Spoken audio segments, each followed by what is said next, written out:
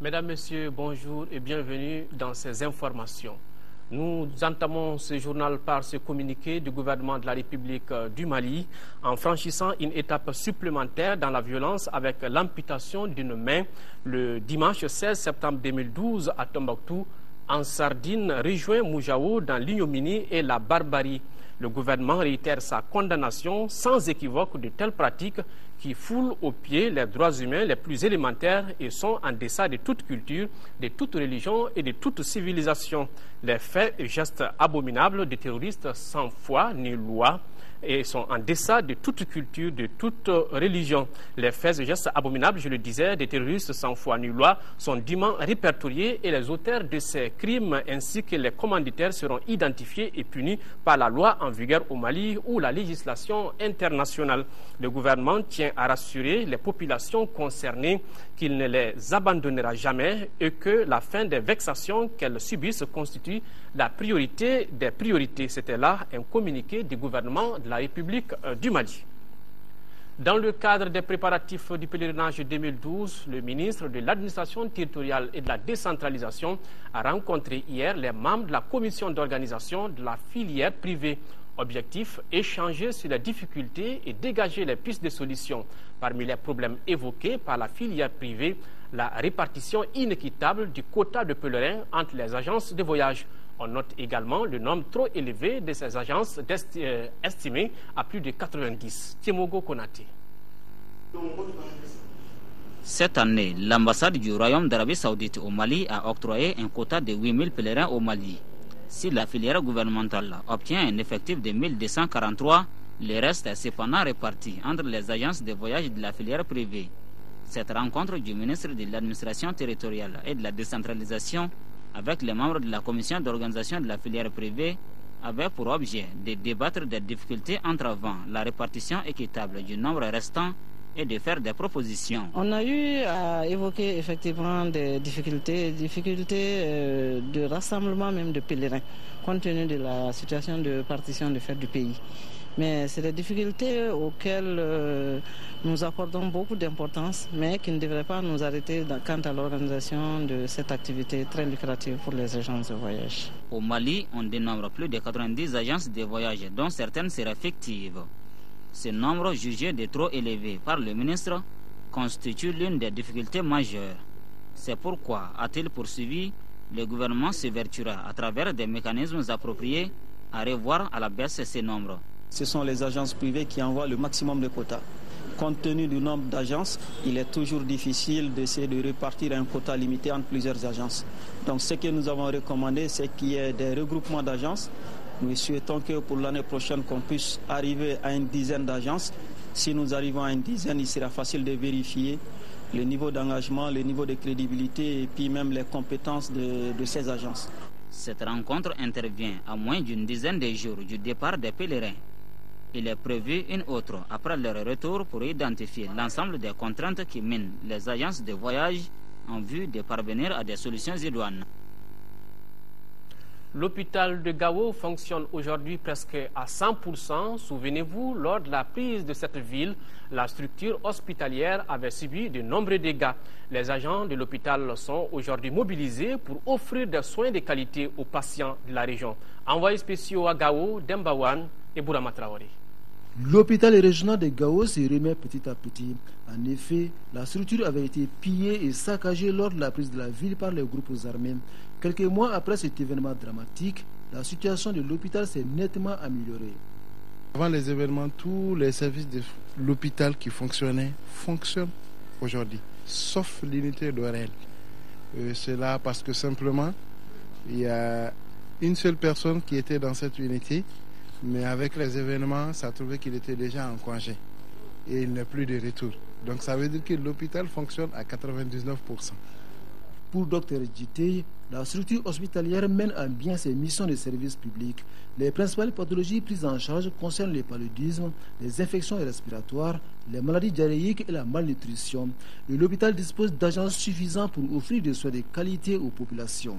Des agents, on peut dire qu'on en a plus qu'il faut même. Parce qu'il faut, si vous regardez la capacité d'accueil de l'hôpital même, c'est à peu près 130. Mais l'effectif de base même, inscrit avec l'appui du CICR et ACF, c'est 138 personnes. De toutes catégories confondues, le personnel médical et paramédical. Donc, et aujourd'hui encore avec l'avènement de la Croissant-Rouge de Qatar, qui promet encore de recruter encore 54 autres personnes. Donc en fait, on est dans un cadre purement humanitaire. C'est non seulement pour renforcer la capacité du service en termes de prestations de personnel, mais aussi pour secourir un peu les agents qui sont en chômage. Parce qu'il n'y a pas d'autres structures fonctionnelles que l'hôpital, à 100% presque.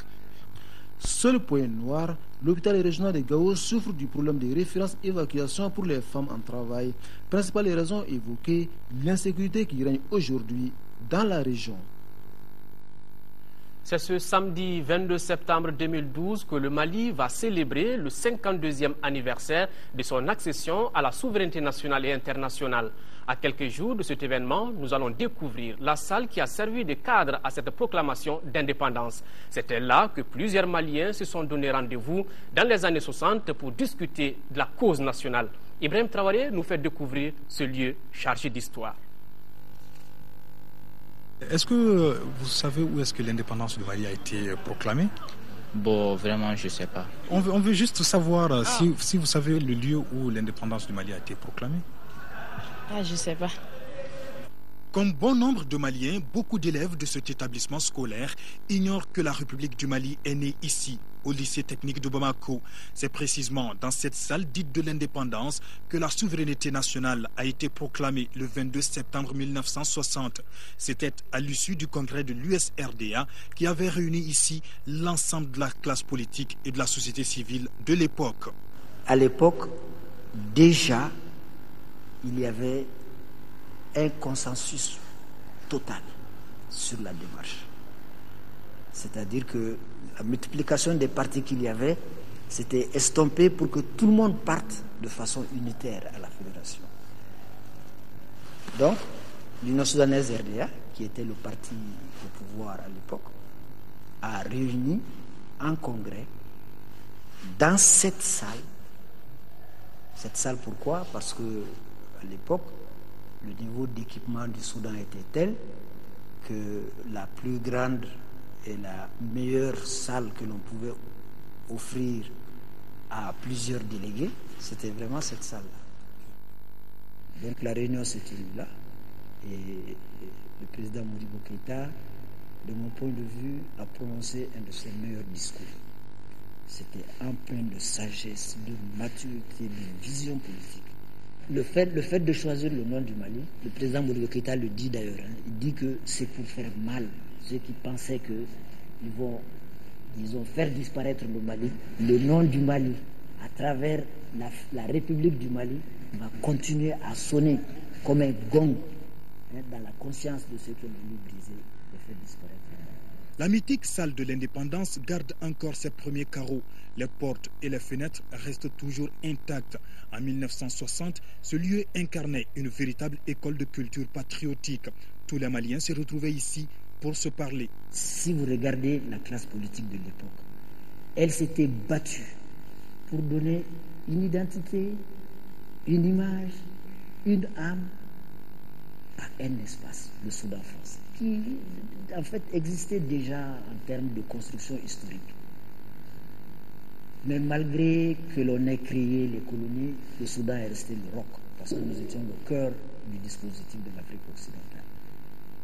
Donc la situation que nous vivons maintenant, elle peut et doit même s'inspirer du sacrifice, de la lucidité, du désengagement dans l'engagement total au service du pays pour justement résoudre le problème qui nous oppose.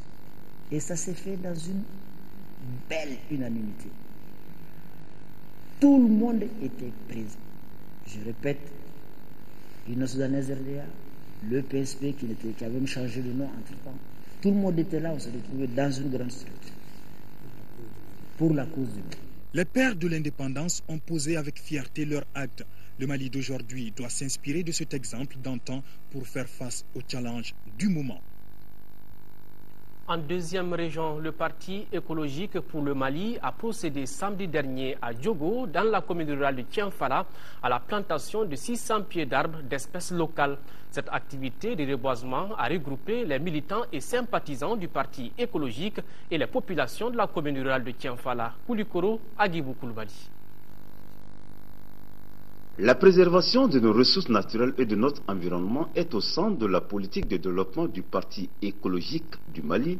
C'est pourquoi les responsables du parti ont choisi la commune de Tienfala, dirigée par un maire écologique, pour reboiser 3 hectares en espace local. Nous voudrons sensibiliser la population. Nous avons choisi ici Diogo. Vous savez, Marie Guignaré. Vous connaissez Marie Guignaré qui a fait le premier de Bamako, qui a installé Bamako. Sa maman vient de ce village. Et donc, c'est question d'amour pour la nature, c'est question d'amour pour l'histoire. Et que vraiment, c'est un témoignage. Nous avons voulu faire ça aujourd'hui, mais ce n'est pas une journée. Nous continuons. Vous voyez déjà de l'autre côté, on est encore en train de faire les trouvaisons pour d'autres plans, parce que nous avons l'intention de planter 1000 arbres. Pour le moment, nous avons 600 et d'ici fin septembre, nous aurons les 1000 arbres. À travers cette activité de reboisement, il s'agissait pour les dirigeants du Parti écologique du Mali de sensibiliser et d'informer leurs militants, aussi bien que la population de la commune de Tienfala, sur l'importance de la plantation d'arbres et la protection de son environnement. Et le phénomène de photosynthèse est vraiment un phénomène très important pendant la journée, et c'est ce qui fait que nous sommes là aujourd'hui pour planter des arbres. Nous plantons des arbres pour pouvoir avoir de l'oxygène, pour protéger l'environnement, pour alimenter les enfants, les femmes et les familles en général. Le Parti écologiste du Mali a le plus grand nombre d'élus dans la commune de Tienfala. Et je vous apprends que le maire que je suis est issu de ce parti, et nous avons beaucoup d'autres conseillers qui sont issus de ce parti et qui sont là avec nous. Donc je crois que c'est une raison suffisante pour choisir la commune et notamment le village de Diogo. À la fin de la cérémonie de reboisement, le suivi et l'entretien des jeunes plants ont été confiés à un comité de gestion, cela pour mieux préserver l'environnement du village. Sport à présent, la 21e édition du championnat national de volleyball a pris fin dimanche dernier au stade du 26 mars. Pendant une semaine, 5 régions et 4 équipes du district se sont affrontées dans ce championnat. Au finish, l'USFAS en homme de Koulikoro, et en dame a remporté les trophées. Reportage Abdul Karim Kaba. 9 équipes en hommes et 8 en dames ont participé à cette 21e édition du championnat national de volleyball. À l'exception de la région de Kidal, toutes les autres régions et les équipes des communes 4, 5, l'USFAS des 1008 logements étaient au rendez-vous de 2012. D'habitude, les régions de Tombouctou et Mopti ne participent pas au championnat national de volleyball. La présente édition se tient dans un contexte particulièrement délicat pour notre pays. Nonobstant cette situation, les joueuses et joueurs de volleyball ont volé au-dessus de tous ces obstacles pour se retrouver et démontrer que le Mali est un et indivisible. En finale dame, Koulikoro en jaune a battu la commune 5 par 3-7 à 1, soit 25-17 au premier set, 22-25 au deuxième, 31-29 au troisième. Cette partie a été la plus disputée avec les parités. Au quatrième set, les dames de la cité du Mégatan l'emportent 25-17. La capitaine de Koulikoro dédie cette victoire à la paix au Mali. En homme, l'USFAS en jaune-bleu a pris le meilleur sur la commune 5, battue par 3-7 à 0. Les USFASiens ont pris ainsi leur revanche sur les communards détenteurs de la dernière édition. Le ministre de la Jeunesse et des Sports a saisi l'occasion pour saluer la bonne organisation du championnat national de volleyball. L'USFAS en homme et Koulikoro Andam remportent l'édition 2011 du championnat national de volleyball. En plus des prix de la Fédération malienne de volleyball, le ministre de la Jeunesse et des Sports a donné des enveloppes aux finalistes, aux arbitres et à l'équipe Fair Play Gao. Selon les observateurs, l'édition 2012 a été d'un bon niveau, vu les résultats des oppositions. Les délégations se sont donné rendez-vous pour 2013 pour la 22e édition du championnat national de volleyball. Sport toujours, mais cette fois-ci, nous parlons de la pétanque. Koulikoro a abrité dimanche dernier la 17e édition du championnat national avec le sacre de Caille. La triplette caïsienne a battu celle de Bamako par 11-5. Le résumé avec Isaac Etienne. Caille en blanc règne sur le trône du championnat national de pétanque. C'est le verdict de la 17e édition jouée à Koulikoro. En finale disputée contre Bamako, 9 men ont suffi à nous Sangaré, Dipele et à ses partenaires de monter sur la plus haute marche du podium. Score 11-5.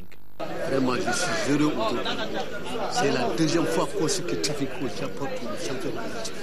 Un tournoi bien apprécié par la direction technique de la Fédération malienne de pétanque.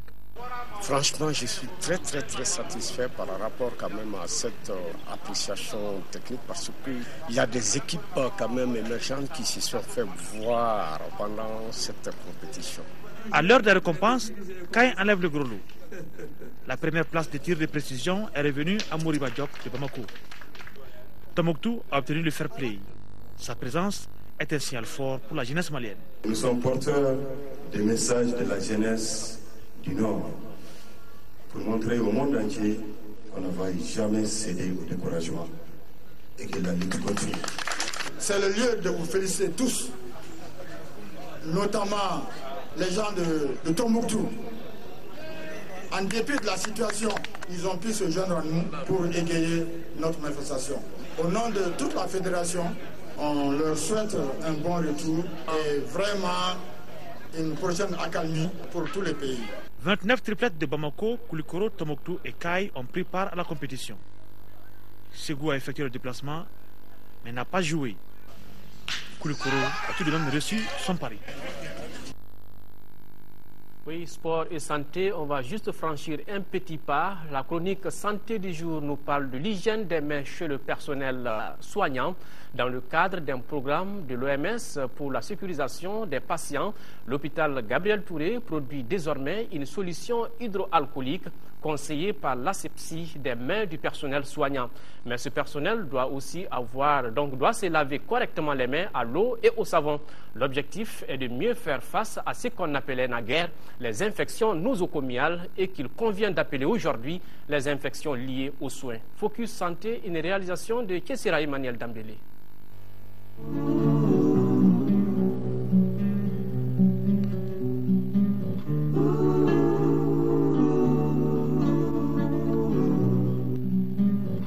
L'hygiène des mains est l'un des éléments clés de la vie quotidienne. S'il nous est conseillé tous les jours de nous laver les mains au savon et à des moments donnés, les exigences sur le personnel soignant des structures de santé sont plus grandes. Pour celui-ci, il s'agit de le faire à des moments bien indiqués. Il y va en fait de la santé du patient et de celle du personnel soignant qui n'est pas à l'abri des infections. En 2009, l'Organisation mondiale de la santé a lancé le partenariat africain pour la sécurité des patients. C'était pour sécuriser plus le soigné et le soignant contre ce qu'on appelle aujourd'hui les infections associées aux soins.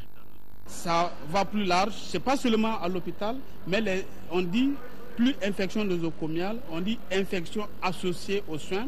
Ça va au-delà de l'hôpital, c'est nosocomiale, c'est au sein de l'hôpital, mais maladie associée aux soins, c'est en dehors de l'hôpital et à l'hôpital.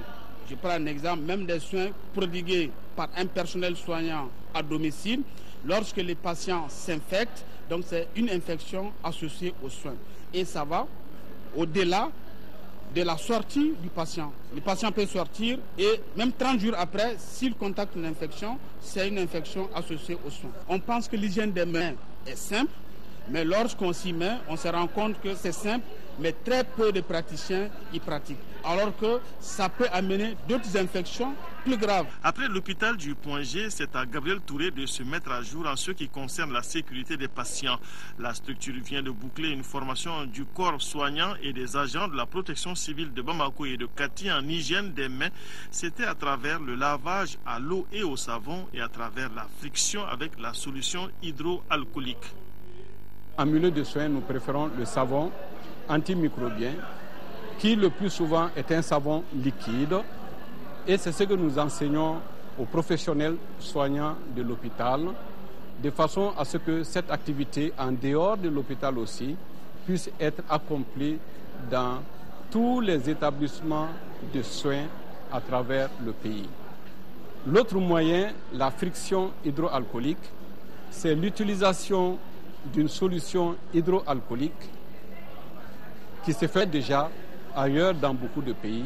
Et cette friction des mains est indiquée chaque fois que le personnel soignant doit prodiguer des soins aux patients, chaque fois qu'il a quitté un patient pour aller vers un autre patient, chaque fois qu'il a encouru le risque de venir en contact avec un liquide biologique qui peut être contaminant. Des études avaient été menées pour voir la faisabilité du projet dans cet hôpital de première référence. Les résultats suggèrent des efforts de la part de la structure pour pouvoir réussir l'introduction de ces techniques. Nous avons constaté qu'au niveau de l'hôpital, nous avons pu recenser 25 lavabos qui étaient alimentés en eau propre, donc fonctionnels, par rapport à un total de lits d'hospitalisation d'à peu près 463. Donc quand on fait le rapport, on est à peu près à 5% ou 5,5%. Donc en réalité, il faut, dans les normes, un lavabo pour 10 lits d'hospitalisation. Donc on est un peu loin des normes. On a constaté au cours de l'enquête des structures aussi l'absence des distributeurs. Ces distributeurs qui doivent soit contenir le savon pour assurer le lavage des mains au niveau des lavabos, soit des distributeurs au niveau des lits d'hospitalisation pour permettre la friction à la solution hydroalcoolique, voilà, ou des flacons de poche chez les soignants. Comme ça, ils se déplacent avec, ils pourront l'utiliser à tout moment. Donc au cours de l'enquête, nous avons pu rencontrer 63 agents et aucun de ces agents ne disposait d'un flacon.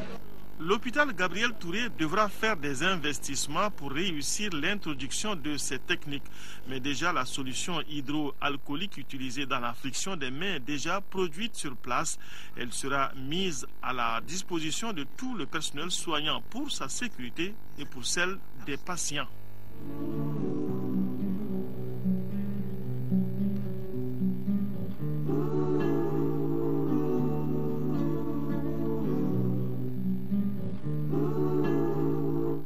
Voilà, c'est tout pour ce journal. Merci pour votre aimable attention. À 18h et 20h, Nyanya Aliou Traoré sera là pour d'autres informations. Au revoir.